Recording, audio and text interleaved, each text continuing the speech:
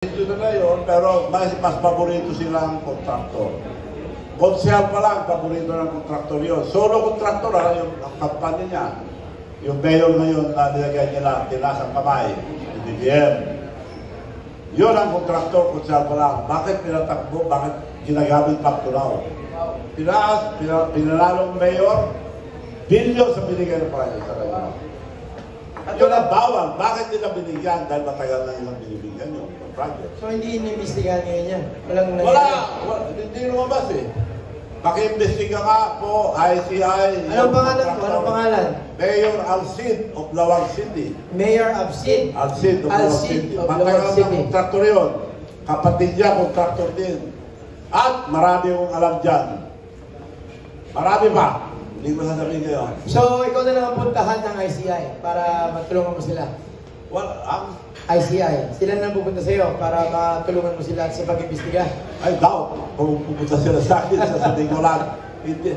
At tagal ko na siya sabi, ICI, yung chairman mismo nagpipigil sa mga testigo eh. Ito, yung kailangan, huwag yan. So, parang nagkakalokohan na talaga. No, niloloko ng tao bayan. Yes, question. Gov. Chavit, magandang umaga po. Si Nats Alfonso po para sa ManilaIsTV.net. Tanong ko lang po, ikukumpara po ninyo mga sinauna pang bilang matagal na po kayong isang politician. Ano po ba pagkukumpara yung noon tsaka ngayon? Gaano ba ka-corrupt yung noon tsaka ngayon, sir?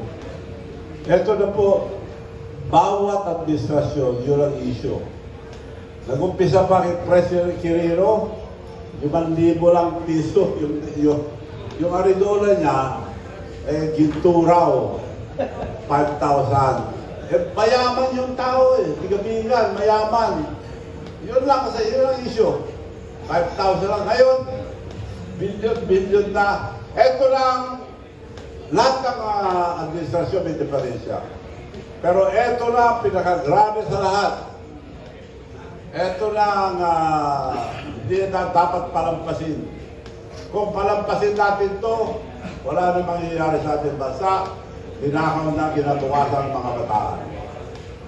Kaya sinasabi ko nga, paalala ko lang sa mga bataan, yung sinasabi ni ang ating national hero, Dr. Jose Rizal, ang pag-asa natin ay ang mga kabataan.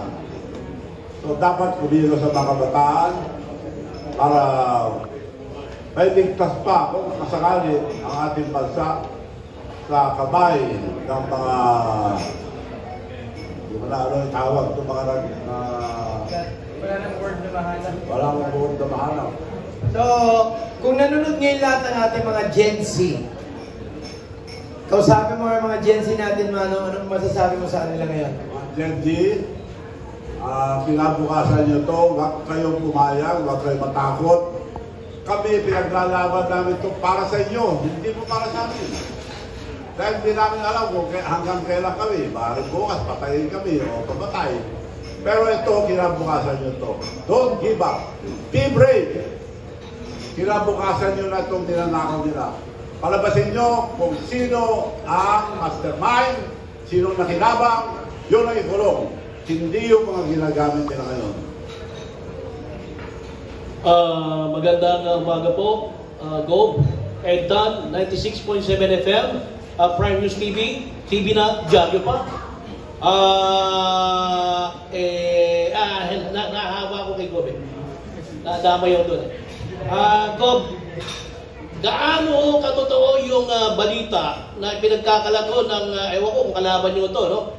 Etong November 15, itong darating na rally, kayo ho daw ay maghahakot ng mga tao doon sa probinsya gamit ho ang barko ninyo. Kung sakali ho sana, Gov, makihakot na ho siguro lahat ng tikbalan mangungulang para dire-diretso no, maubos ng magnanakaw dito sa atin na Gov. Gano'ng katotoo yan? Well, nagpapasalamat ako kung may gumagawa niyan.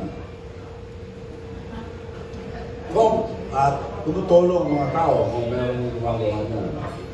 Dapat pasalamatan natin sila. Sa tingin ko, Gov, hindi mo na ho kailangan magtawag ho ng tao mag-akot. Pero talagang malaking rally ito, malaking pupunta dahil sa... Million ba? Million? Abot ng milyon yan. Galit ng tao, galit ng tao. Matagal na ako sa politics. This time, alam ko, millions ang darating. Sa loob ng 1, 2 araw, 3, palagi ko may mangyayari na dahil malaki itong darating. Pagod ng tao at wala nang tiwala sa gobyerno ng tao. So dapat, ulitin ko ulit, nakikiusap po kay President BBM na the only way for you is an honorable exit. You have to resign. Baka mas pasahol pa abutin mo kung galit na galit ang tao. So, mag-resign kayo. Nobody's perfect. Nagkamali kayo. Nagkamali ka dahil iba-iba ang mga pinesto mo, mga advice sa'yo. Hindi ko na kayang taktakpan kayo. So, being a leader, I will sacrifice myself. I will resign. That's the most honorable exit, Mr. President. Pag-iusap po ako sa inyo. Huwag nyo na pagpilit, wala na po gusto sa inyo. Galit na galit na po ang tao. Paawa po kayo sa mga Pilipino, lalo-lalo na mga GMD at mga pinakabataan. Mga naghihirap ngayon, umiiyak. Paawa po kayo sa ating kababayan. That's the only way. Samahan kayo namin kung mag-resign kayo. At tapos na lahat. Then I think the people have decided. They will never give up. Tuloy-tuloy po ito.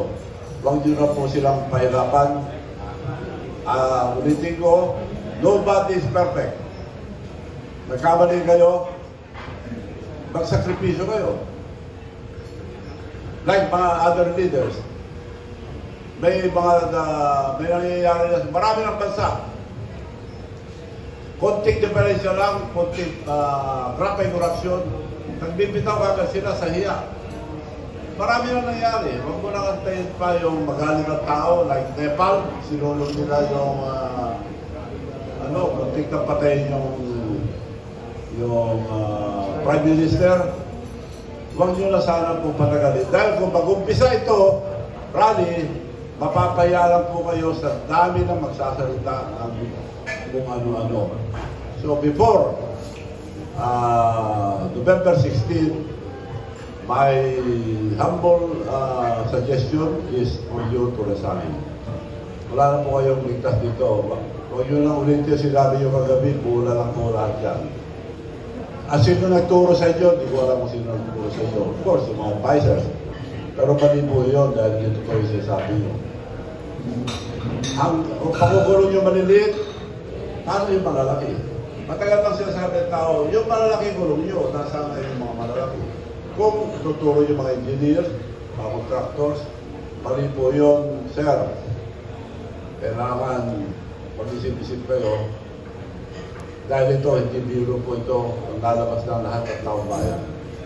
Maawa po kayo sa mga kabataan, may mga anak din kayo. Same thing with our military, police, may mga anak din kayo. Lahat tayo.